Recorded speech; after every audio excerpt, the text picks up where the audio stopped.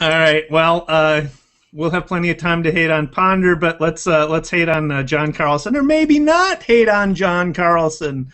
Uh, he's healthy, he says, for the first time, and looking forward to the year. So, what does a we saw nothing of him last year. Big disappointment as a huge free agent acquisition. They did cut his, reduce his, restructure his contract, so we're not paying as much for him.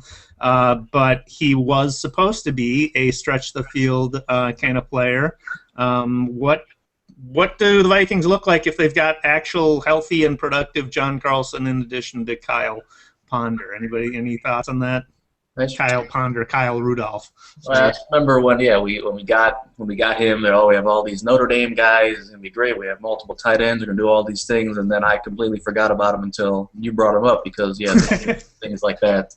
So I think it'll be great to see multiple tight ends and options with that because I think we've had a lot of positive experience with tight ends in the Vikings. So having either multiple in at one time or giving one guy rest and being able to utilize that for multiple different things. I'm looking forward to seeing it. Of course, we never really got to see his full potential on our team, but I think if he is healthy, concussions are a hard thing because that can have some serious life consequences, not just like a limping around with a bad knee, but that's a serious issue. I had some friends in college who had to end their playing career because they had too many concussions and things like that, but hopefully he can avoid it and not get blindsided and get another concussion, so we'll see. The Vikings opponents did tend to double up on Kyle Rudolph after a while and try to shut him down as one of our few options on offense. So it will be nice if he's healthy and productive and able to contribute to have another option there that they need to at least defend and not shut down. Plus, as the additional receivers we've got, I think potentially we've got a lot more weapons in place on offense that can make the offense a lot more diverse. Rick, you've got any thoughts on that? We haven't talked about Carlson was a fairly good blocker. Giant disappointment. 8 catches was bad, but early in the season when he was out there, the only thing he was doing was blocking, but he was doing a good job of blocking, and we certainly can use that. So yeah. It does give you an advantage when he's on the field. But I don't know. They couldn't put it together at any point last year, so I'm pretty skeptical about him this year.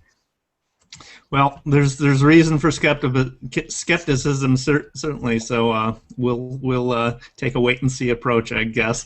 Let's wrap it for this week. Adrian, I've seen you doing a lot of stuff on Facebook for DJing. What's life like in that world these days? Yeah, it's busy. Everybody, of course, loves summer weddings and the 2 months of summer we have here in Minnesota. I guess it's still spring and all that, but I have a lot of weddings coming up. If anybody's in need of a DJ, feel free to contact me, eventsbymv.com. I've got some things coming up this summer with Ben and Jerry's location in Minneapolis. I'll be DJing there a few times a week to help them get some people there, get some tasty ice cream and other fun things this summer. So let me know if you need any assistance. Very good. I also saw you had a picture of you and Dave Winfield on Facebook. What was that all about? Yeah, I think I tweeted that Dave Winfield and I are very similar, with both from St. Paul. Literally grew up right down the street from each other. His brother still lives near where I used to live.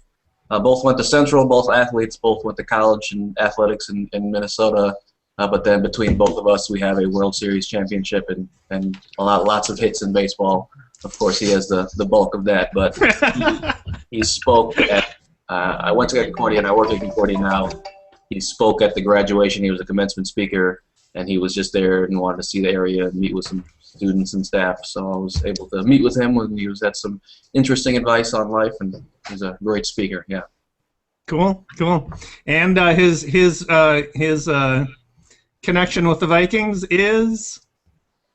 He was drafted by the Vikings. Or was he? Yeah, he was drafted by the Vikings, NBA team, ABA team, and of course MLB, the only person to be drafted in four different leagues. Yeah, no hockey for him. What's up with that? That must really hurt him. Yeah. So Rick, what's exciting at Neighbors these days? We're doing a skydive on July 27th. Skydive for charity. NeighborsNews.org. You can fundraise from your friends, try and raise about $750, and then you get to come skydiving with us.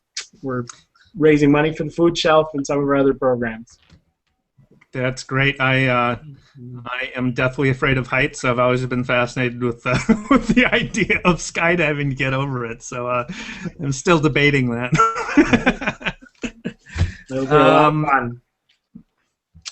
And again, my name is David Erickson, your host. You can follow Minnesota Vikings chat at minnesotavikingschat.com, on Facebook at facebook.com/Minnesota Vikings chat, on Twitter at twitter.com/MNVikingsChat, and use the Vikings chat hashtag when you talk about the Vikings so we know you're out there. And until next week, go Vikings. Go Vikes. Go Vikes.